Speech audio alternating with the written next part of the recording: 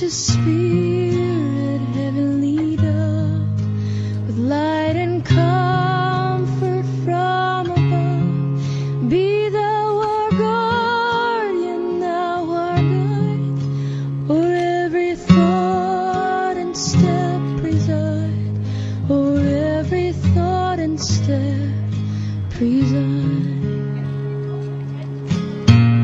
The light of truth to us display, and make us know and choose thy way. So here we are at Yukon with Gianna Jessen, who's just done a pro-life talk, and she's done a pro-life talk because she herself is a survivor of abortion.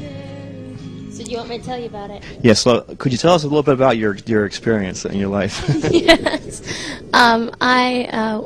I'm adopted, and my biological parents were 17, and my biological mother was 7.5 months pregnant when she decided to have a saline abortion, which is a saline salt solution that's injected into the mother's womb.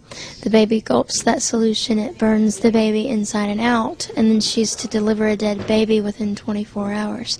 So after being burned alive in my mother's womb for approximately 18 hours, I was delivered alive in an abortion clinic. Now this is amazing. You're very lucky. Now how lucky are you? How many people survive this thing? Is this? Not very many. I mean, I've met other abortion survivors, but we don't have a little club. We don't all get together once a month. But it's just we are out there, which is very rare. And you've survived pretty well compared to a lot of other, because it's very damaging. Obviously, it's meant to kill you. I should have burns, and I should be blind, and I shouldn't be doing so well. But my medical records state on them born during saline abortion, and my birth certificate was signed by an abortionist. So that's interesting. By the very abortionist who was paid to kill. But as I always say, if abortion is merely about women's rights, then what were mine? Right. So you were, as you said during the talk, there was no radical feminist pro-choice person fighting for your choice, for your rights. Right. It puts a different light on things when you're talking to someone who has actually survived. We're talking about a person, right? Right. Right. That's what's always missing, and so there's a choice that affects another person. But I think as a culture, and really kind of worldwide, there's this mindset of tolerance and sort of a religion, if you will, of tolerance and rights and my agenda, and it's about me. But it never is just about us. Every day I bear the mark of my biological mother's decision, and that I have cerebral palsy, which was caused by a lack of oxygen to my brain while I was being burned alive in the womb. So, I don't say that with anger because I've forgiven my biological mother, and I realize there are women watching that have had abortions, and I don't want them to hear condemnation, but rather the redemption of Jesus, which I'm a Christian, so I believe that that's the only place where peace is truly found. But, I bear the mark of her decisions, and so. So you say that that the tolerance is almost a religion. Do you think is there a whole religious issue?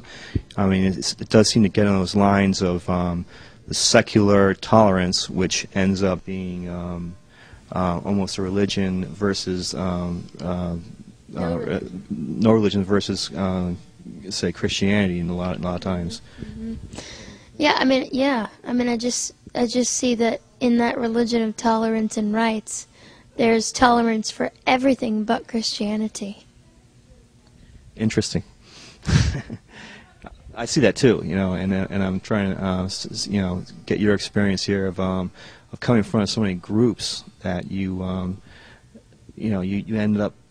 You must get a lot of reactions because you basically are fighting a religious fight here, and you can see sort of religious sentiments getting to a boil in a sense, in a lecture hall like this. Do you have any experience, thoughts to share on what you've experienced in say a religious fervor during coming out during one of these sessions? No, we generally don't. Things generally go very well, even if there's some resistance. It's not overwhelming. It's exciting rather, because people are just thinking about things. It doesn't really alarm me that much, because I've lived through what I've lived through. It really can't be argued, Your witness is very powerful, because when you come around and said, this happened in my mother's womb, then you also comes to reality, people, what happens during an abortion, and that's your statement. There's not much you can say once you've made your statement like that. That's I think that you have a very valuable statement, very valuable witness, and you do it very well. Thank you. So what's your next big talk? Do you know any more things going? It's in the next few weeks until I'll go home, and I'm also learning to be a real estate investor. So in the meantime, I'm learning about properties and everything else. I know it's totally unrelated to what I do, but I kind of like lots of various crazy things going on.